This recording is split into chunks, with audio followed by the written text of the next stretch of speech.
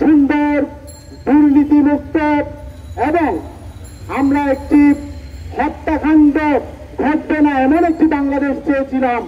কিন্তু হলো কি, 1 বছর যেতে না যেতে এমন নারকীয় কায়দায় একজন মানুষকে হত্যা করা হয়েছে, ফ্যাসিস্ট আওয়ামী লীগকে হার মানিয়েছে।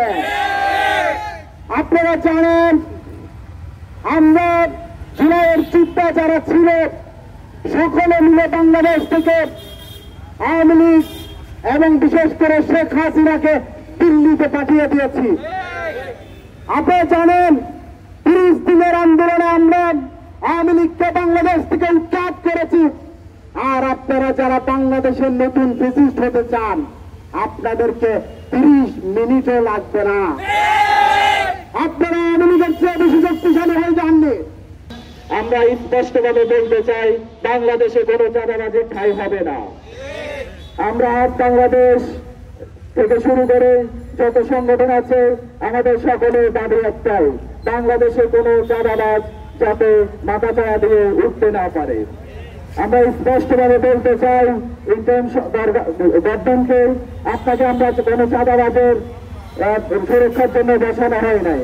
প্রয়োজনে আমরা আবারও মাঠে নামবো, আমরা মাঠে নামতে প্রস্তুত আছি। টানা 7মবারের মতো বেস্ট টিস্যু পেপার ব্র্যান্ড হিসেবে স্বীকৃতি পেয়েছে বসুন্ধরা টিস্যু।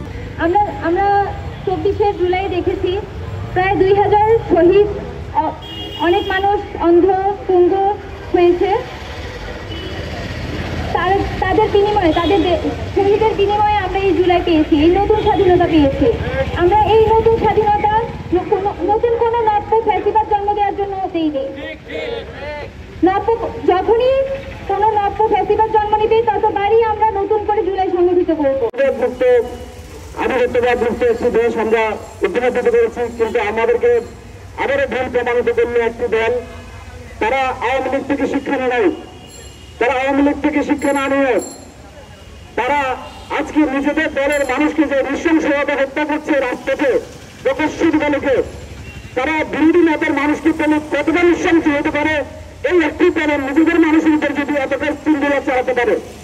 আমরা এই দেশে আর নব্য কোনো প্রতিবাদ, নব্য কোনো আধিপত্যবাদ, নব্য কোনো চাঁদাবাদ, গুন্ডা, সন্ত্রাসী এই দেশে আমরা আর প্রতিষ্ঠিত হতে দেব না। এক মিনিটে চলে হয়েছি বাংলাদেশের পক্ষ হয়ে। আমরা এক বছর আগে বেশি দিন হয়নি, দেশটা দ্বিতীয়বারের মতো স্বাধীন হয়েছে।